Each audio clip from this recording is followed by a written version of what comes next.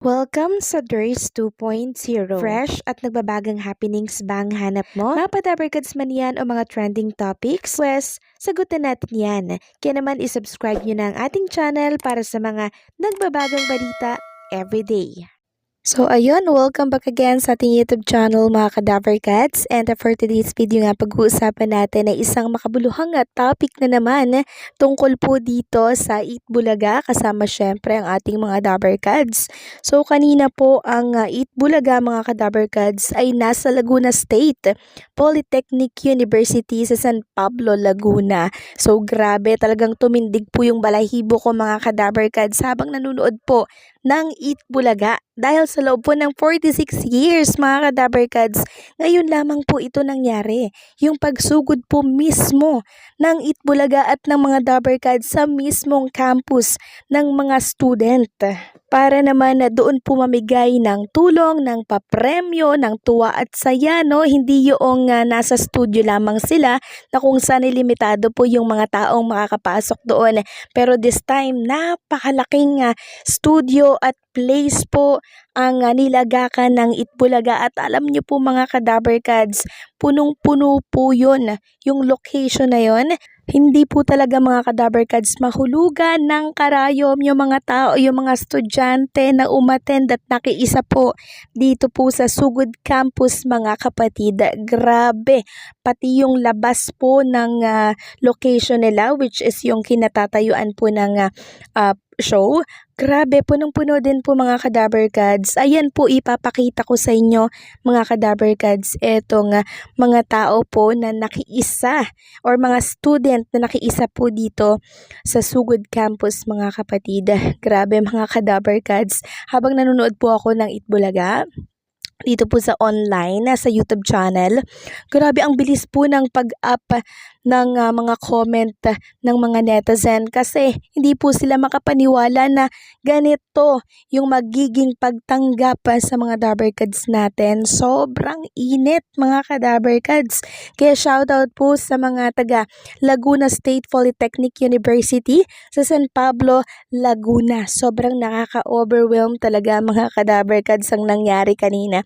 So hindi po ito malilimutan at never makalimutan ng taong bayan ang ganitong mga ganap ng Eat Bulaga, na sila po mismo yung sumusugod sa mga lugar para maghatid ng tulong. So, unang arangkada pa lang po ng Eat Bulaga kanina, mga Kadabarkads, ay merong production number si Atasha Mulak, si Maine Mendoza, si Raisa Midison, and syempre, etong si Jose, si Wally, si Paulo Ballesteros. Kumanta po sila sa stage, and sigawan po ang mga estudyanteng nasa loob po ng naturang show or location na yon. And syempre, mas lalo pa pong tumindi yung sigawan ng mga estudyante sa campus na to ng Tito Big and Joey na po yung lumabas at kumanta.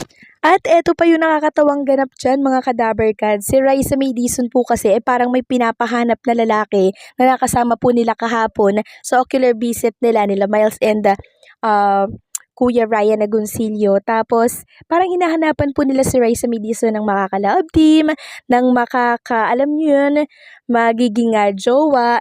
Pero nung nahanap na po mga Kadabarkads, hindi naman daw pala type nung lalaki. Sabi nga po ng mga commentor, sayang, mahina tong lalaking na imbitahan sa stage. Dapat sinabi niyang oo na lang, may gusto siya kay Raisa Midison. Malay nyo, di ba, mag-click. Tapos parang maulit yung nangyari kay Yaya Dabat kay Alden Richards. Mahina kasi si Boy ay hindi daw niya type si Raisa May. So sa dami po ng tao mga Kadabarkads dito po sa Sugod Campus mga kapatid, hindi na po magkaintindihan. Parang ang labo po ng dating kasi ang dami pong ang dami pong mga tao sa loob. Ganun po kasi pag masyadong puno na yung loob noong location na yon, hindi na po nagkakaintindihan kahit naka-mic. Kaya kailangan talaga ilapit sa tenga yung cellphone dahil para marinig nyo po, no? So, ganun po ang nangyari kanina. Ganun yung eksena. Sobrang dami. Talagang dumagongdong po ang loob ng campus na yon dahil sa init at sigawan ng pagtanggap ng mga estudyante dito po sa Laguna State Polytechnic University, San Pablo, Laguna. Talaga nga dumagsa po at pumuho sa mga estudyante. So grabe. At alam niyo po ba mga ka-Dabbercads, ang lalaki po ng papremyo ng Itbulaga ha. Sa therapy pa lang, nag-offer agad si Bossing Big Soto ng 10,000, 20,000. Tapos alam niyo po ba yung napili nila sa therapy? Si Dana, nag-uwi po ng 50,000 pesos. Sa therapy pa lang yun mga ka-Dabbercads ha. So napakalaking tulong po nung binibigay na papremyo ng Itbulaga dito po sa mga estudyanteng nanalo po kanina. Malaking tulong yan sa tuition nila ha. At sa pag-aaral, talagang napakahusay ng nakaisip ng pakulong to ng Itbulaga na Sugod Campus, mga kapatid. Kasi yung mga estudyante naman yung may chance na manalo, 'di ba, para sa pag-aaral nila. Pero ito nga po ang napansin ng mga ka-Dabbercads natin na televiewers at online viewers. Ito pong si Dana ay medyo kulang po sa energy. Medyo mahiyain po siya, no?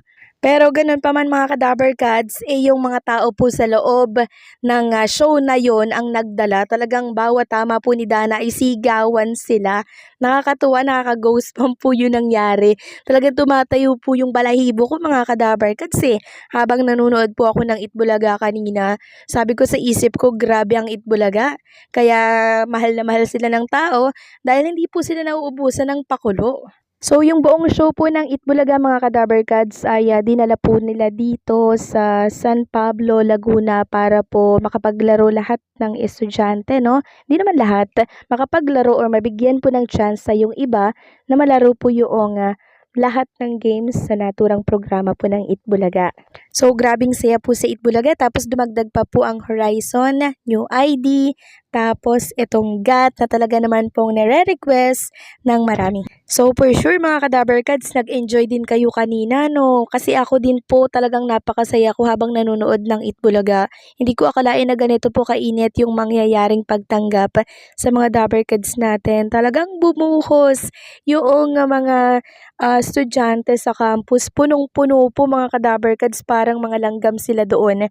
Parang hindi talaga sila mahulugan ng karayom sa dami po ng mga talagang nakiisang estudyante. At alam niyo po mga ka-Dabbercads, therapy pa lang, nasa 113K online viewers na agad sa TBJ YouTube channel pa lang yun ha. At mas lalo po yung tumaas mga ka-Dabbercads. At alam niyo po ba mga ka-Dabbercads, ngayong araw at nung mga nakaraan pa ha, talagang nililigwak po ng Itbulaga ang katapatan nilang programa, which is itong It's Showtime nga po mga ka-Dabbercads. Kasi nang chinek ko po yung kanilang online viewers sa kanilang Showtime na sa ABS-CBN, nasa 40 plus lang. Samantalang ang Itbulaga nasa 100 plus na po. So ibig sabihin, talaga naman po nga ang Itbulaga dinadagsa po ng online viewers dahil sa mga bago po nilang pakulo. So sino pong nag-enjoy sa Itbulaga? Comment down below mga ka-Dabbercads and share your thoughts about this. So hanggang dito na lang po ang update natin. Maraming salamat sa patuloy na pagsuporta. And don't forget to like, share, comment, and subscribe.